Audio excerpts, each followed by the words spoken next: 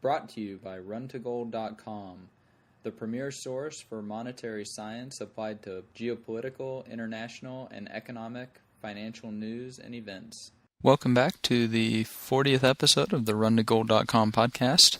Today I was invited to speak at a book club at the Cafe Libertalia, and I actually got to choose the book that we would be talking about. So I chose What Has Government Done to Our Money? And The Case for a 100% Gold Dollar by Murray Rothbard. This book is a staple in Austrian economics.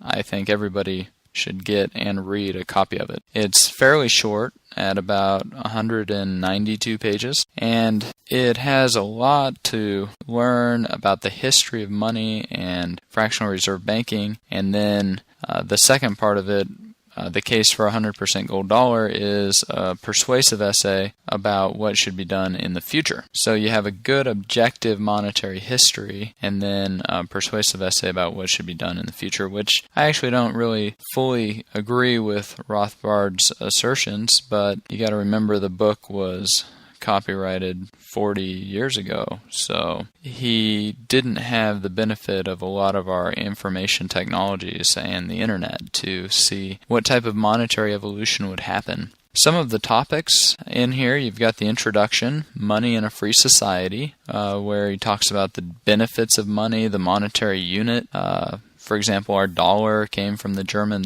Thaler, which was the ancestor to later currencies such as the Spanish dollar or pieces of 8. Then he addresses the problem with hoarding. Is there enough gold and silver to handle an economy?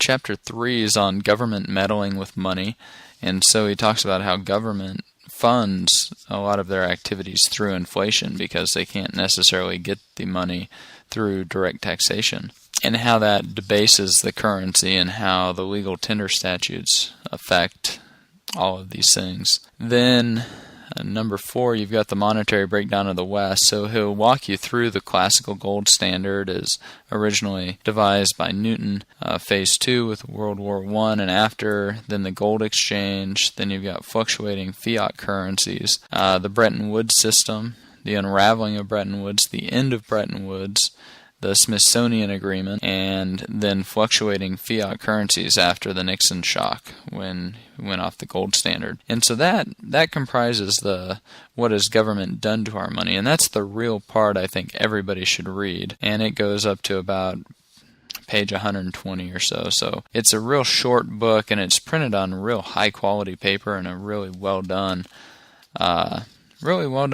book that I think will make a great addition to everybody's library. So I recommend getting a copy of What Has Government Done to Our Money so that you can get a good history of money and currency and how it's evolved throughout history, and it gives a lot more perspective for your investing and things like that. Anyways, this has been episode 40 of the runtogold.com podcast.